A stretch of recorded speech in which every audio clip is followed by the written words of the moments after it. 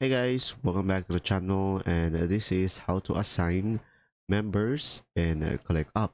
So first thing is just simply go ahead and go to your dashboard over here on the left side of the screen, and now you should be able to see here all of the dashboard that are available, or your dashboard. And you can just simply go ahead and click on this icon over here, which you should be able to copy the link, and you should be able to share it with someone by just simply sharing the link with them.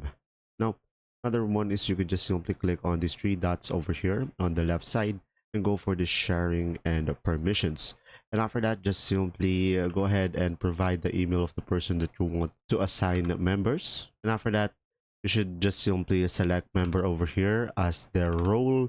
And after that, you could just simply click on full edit over here, and you will have two options. You can go for full edit, which gives them full access, or you can go for edit, which they can only add, edit, and remove cards and can't edit or delete this dashboard. And after that, just simply select invite. And if this video was helpful, please like and subscribe, and thanks for watching.